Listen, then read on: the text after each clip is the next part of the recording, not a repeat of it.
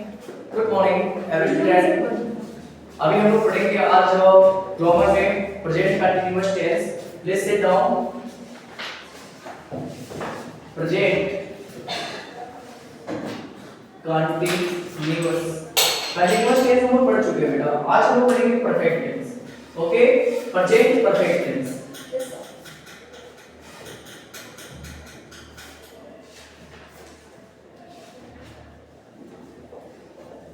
Present perfect tense होता क्या है? प्रेजेंट परफेक्ट टेंस में जानेंगे। प्रेजेंट होता है वर्तमान, परफेक्ट मतलब पूर्ववर्ती, टेंस होता है काल।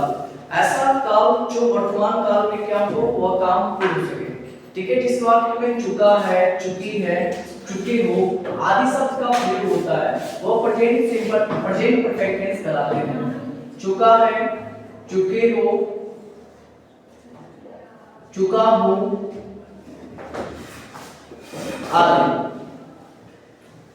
आदि शब्द का हम प्रयोग करते हैं। ठीक है, समझ रहे हैं ना? अब इसमें हम पहले पढ़ेंगे, पहला स्टेप पढ़ेंगे affirmative sentence. Affirmative sentence, affirmative sentence होता क्या है? जो सकारात्मक वाक्य होते हैं, समझने का प्रयास करेंगे। जो सकारात्मक वाक्य होते हैं, जो सही वाक्य होते हैं उन्हें हम अफर्मेटिव सेंटेंस कहते हैं। अफर्मेटिव सेंटेंस को सकारात्मक वाक्य जिसमें नहीं का प्रयोग ना हो प्रश्नवाचक वाक्य का प्रयोग हो वो अफर्मेटिव सेंटेंस कहलाता है, सकारात्मक वाक्य। इसके रूल के बारे में जानेंगे। रूल क्या है बेटा? रूल मतलब होता है आपका नियम। रूल जैसे ही सी और इट के साथ हम क्या प्रयोग करेंगे बेटा? हैज का प्रयोग करेंगे। इस इट के साथ हैज का प्रयोग करेंगे। आई, यू और वी और दे के साथ हम क्या प्रयोग करेंगे बेटा? हैव का प्रयोग करेंगे। ठीक है, हैज हैव का। और इन दोनों के साथ हम मेन वर्ब की बात की जाए तो V3 का प्रयोग करेंगे, मतलब वर्ब की थर्ड फॉर्म। जैसे गो, वेंट सेकंड फॉर्म और थर्ड फॉर्म क्या होगा बेटा? गॉन। ओके, मतलब यहाँ पे गो हमारा फर्स्ट फॉर्म है, वेंट हमारा सेकंड फॉर्म है और गॉन हमारा क्या है बेटा? Third form. और इसी थर्ड फॉर्म का प्रयोग हम यहाँ पे परफेक्ट टेंस में किया जाता है। ओके, अब आपके सामने मिल गया है कि सब्जेक्ट के साथ हम इस सब्जेक्ट के साथ हैज का प्रयोग करेंगे और इस सब्जेक्ट के साथ हैव का प्रयोग करेंगे। इस इट के साथ हम हैज का प्रयोग करेंगे और आई के साथ हैव का प्रयोग करेंगे। हम फार्मूला क्रिएट करते हैं। फार्मूला देखेंगे बेटा। फार्मूला मतलब होता है सूत्र। ठीक है, आपके इंग्लिश में फार्मूला क्या होगा? सब्जेक्ट कर्ता जो कार्य को कर रहा है प्लस हैज और हैव मतलब helping verb according to subject has have plus V3 मतलब वर्ब की थर्ड फॉर्म प्लस ऑब्जेक्ट और आपका अदर एंड आपका full stop. Full stop affirmative sentence में हम जो सिंबल प्रयोग करते हैं बेटा वो फुल स्टॉप होता है। सब्जेक्ट जो कार्य को करता है, हैज हैव उसके हेल्पिंग वर्ब सब्जेक्ट के अकॉर्डिंग इसी रहेगा तो हैज का प्रयोग करेंगे, आई भी दे रहेगा तो हैव का प्रयोग करेंगे। ठीक है, V3 हमारा क्या होगा? अगर हमारा सब्जेक्ट है आपका कोई भी सब्जेक्ट हो उसके लिए हम V3 का प्रयोग करेंगे, वर्ब की थर्ड फॉर्म लगाएंगे। ऑब्जेक्ट मतलब होता है आपका कर्म, जो कर्म जिस कर्म के लिए करते हैं, जिस कार्य के लिए करते हैं। अगर आपका रहेगा तो उसमें इंक्लूड कर देंगे, नहीं रहेगा तो कोई बात नहीं, लास्ट में आपका फुल स्टॉप रहेगा। जैसे मैंने बोला राम स्कूल जा चुका है। आप का कोई सहपाठी है जो राम उसका नाम है, राम स्कूल जा चुका है। कोई पूछा कि राम स्कूल जा चुका है तो आपने बताया राम स्कूल जा चुका है। अब वाक्य के अंत में क्या आ रहा है बाबू? वाक्य के अंत में चुका है। जैसा कि मैंने बताया था प्रेजेंट परफेक्ट टेंस की पहचान चुका है, चुके हैं, चुका हूं आदि शब्द का उल्लेख होता है। तो हम जान रहे हैं कि चुका है तो ये सेंटेंस क्या होगा? यह प्रेजेंट परफेक्ट टेंस होगा। तो राम पहले हमारा सब्जेक्ट क्या बेटा? राम। और राम के साथ क्या प्रयोग होगा? इट मींस नेम और नेम के लिए हम क्या करेंगे? हैज का प्रयोग करेंगे। तो राम हैज, यहां पे हेल्पिंग वर्ब लेंगे हम लोग हैज। थर्ड फॉर्म क्या होता है? गो का क्या होगा? गॉन। Go went gone. ठीक है, gone to school, gone to school. Okay बेटा, यहां पे स्कूल कर देंगे। Ram has gone to school. समझ रहे हैं? ऐसे और सेंटेंस मान लीजिए मैंने बोला कि तुम अपना पाठ याद कर चुकी हो, तुम अपना पाठ याद कर चुकी हो। you have learned your lesson. ठीक है बेटा, हम बताए थे आपको जब अपना की बात आती है तो यू के साथ योर होता है, सी के साथ हर होता है, ही के साथ हिज होता है, और वे के साथ आवर होता है, दे के साथ देयर होता है, और आपको भी बताए थे आई के साथ माई होता है। ठीक है, तो यू के साथ यहाँ पे योर का प्रयोग करेंगे। जैसे मैंने बोला कि तुम अपना पाठ याद कर चुकी हो, तो you have learned your lesson. Okay बेटा, अब हम चलेंगे नेगेटिव सेंटेंस की तरफ। आपको ये समझ आ गया होगा, आप इसे नोट भी कर लेंगे। ठीक है, तभी हम चलेंगे नेगेटिव सेंटेंस की तरफ।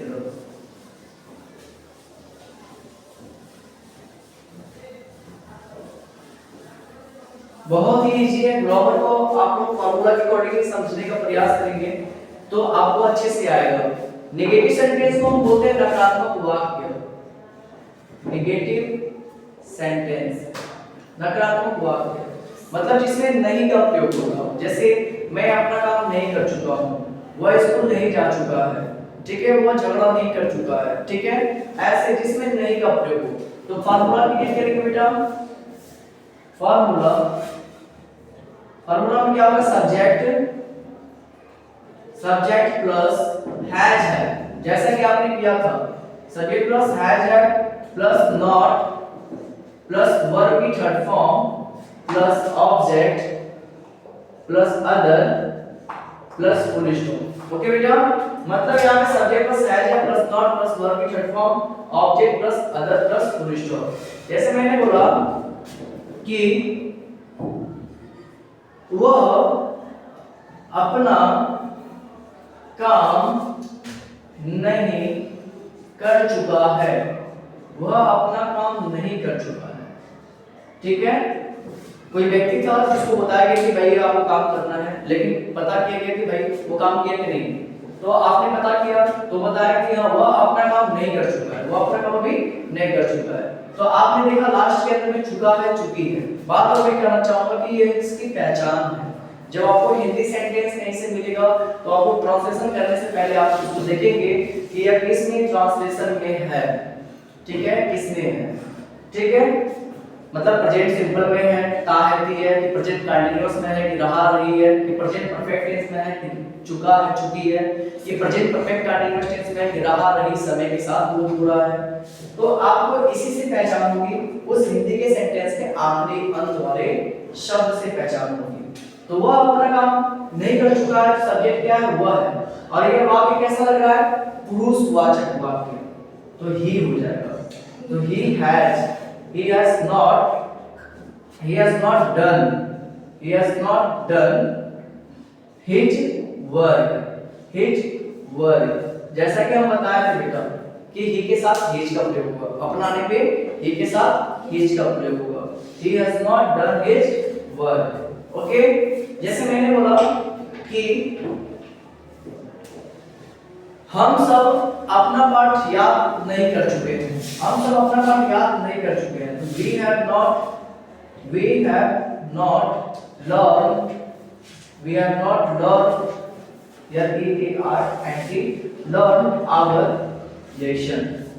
learned our lesson। ठीक है, हम सब अपना पाठ याद नहीं कर चुके हैं। we have not learned our lesson। तो आपने क्या देखा? आपने देखा कि अफर्मेटिव सेंटेंस में फार्मूला वही था, लेकिन आपने यहाँ पे बस क्या कर दिया? यहाँ पे नॉट लगा दिया। फार्मूला वही था, अगर नॉट को हटा दिया जाए तो फार्मूला अफर्मेटिव बन जाएगा। नॉट को हटा दिया जाए तो फार्मूला क्या बन जाएगा बेटा? Affirmative sentence. लेकिन हम नॉट को लगा देते हो गया नेगेटिव सेंटेंस। फार्मूला बनाना भी सीखिए। जब आप फार्मूला क्रिएट करना जान जाओगे तो आप सेंटेंस बनाना अच्छे से आ जाएगा।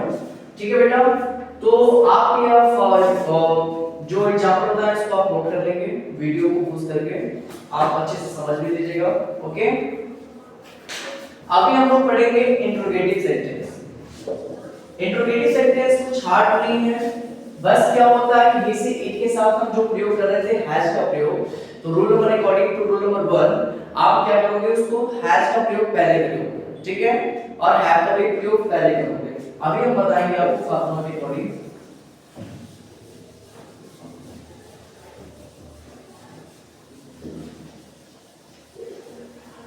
कृपया चैनल को आप लोग लाइक एंड सब्सक्राइब और कमेंट भी कर दीजिएगा बेटा, ठीक है। इंट्रोगेटिव सेंटेंस, इंट्रोगेटिव सेंटेंस क्या है बेटा? इंट्रोगेटिव सेंटेंस में रूल दो होते हैं, एक होता है रूल नंबर 1 और एक होता है रूल नंबर 2। समझने का पूरा प्रयास कीजिएगा। जब वाक्य के पहले प्रश्नवाचक शब्द आए, जैसे क्या से शुरू हो, तो हम रूल नंबर 1 का फॉलो करते हैं, और जब वाक्य के बीच में प्रश्नवाचक शब्द आए तो हम क्या करते हैं? रूल नंबर 2 का फॉलो करते हैं। रूल नंबर 1 का फार्मूला क्या बनेगा? पहले हमारा आएगा हैज ऑब्लिक हैव, हैज है प्लस सब्जेक्ट प्लस वर्ब की third form plus object plus other plus question mark. Okay बेटा, और इसका क्या फॉर्मूला बनेगा? पहले क्वेश्चन वर्ड प्लस हैज है प्लस सब्जेक्ट प्लस वर्ब की third form plus object plus other plus question mark.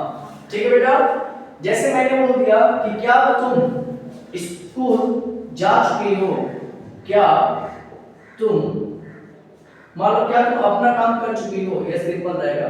क्या तुम अपना काम कर चुकी हो, तो आपके सामने क्या दिखाई दे रहा है बेटा? क्या से शुरू है, सबसे पहले क्या से शुरू है, तो यहाँ पे हम व्हाट का प्रयोग नहीं करेंगे, यहाँ पे हम सब्जेक्ट के अकॉर्डिंग हैज हैव का प्रयोग करेंगे। तो यू के साथ हम हैव का प्रयोग करते हैं, तो क्या हो जाएगा बेटा? Have you. क्या हो जाएगा बेटा? Have you. अब काम करना, करना क्या होता है? डू होता है, तो यहाँ पे डन हो जाएगा। Have you done your work? Talk to English language, हम अंग्रेजी की बात करते हैं, कहीं ना कहीं हमारे टेंस का बहुत ज्यादा सहयोग होता है। ठीक है बेटा, तो आपसे पूछा जा रहा है, किसी को भी इंग्लिश बात करेगा तो कहेगा ना have you done your work, क्या तुम अपना काम कर चुकी हो? ठीक है, have you done your work. Okay, समझ गए बेटा? अब हम इससे वाले हैं कि तुम अपना काम कब कर चुकी हो। ठीक है, तुम अपना काम कब कर चुकी हो। मान लीजिए मैंने बोला तुम अपना काम कब कर चुकी हो, तुम अपना काम कब कर चुकी हो। ठीक है, तो कब कहां पे आया बेटा? कब आपका आया है बीच में, तो बीच में आया तो आपको क्वेश्चन वर्ड पहले लिखना पड़ेगा। तो कब का होता है? व्हेन। ठीक है, तो व्हेन हैव you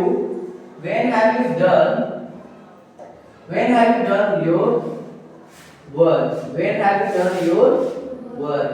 ठीक है बेटा, आप इस फॉर्मूले को नोट कर सकते हैं, और मैं चाहूंगा कि आप कोई भी प्रॉब्लम हो तो आप कमेंट कर सकते हैं, कमेंट में पूछ सकते हैं, मुझसे सजेशन भी ले सकते हैं। ठीक है, वीडियो बने रहने के लिए बहुत बहुत धन्यवाद। Thank you so much, thanks lot. आप इसको नोट भी कर सकते हैं।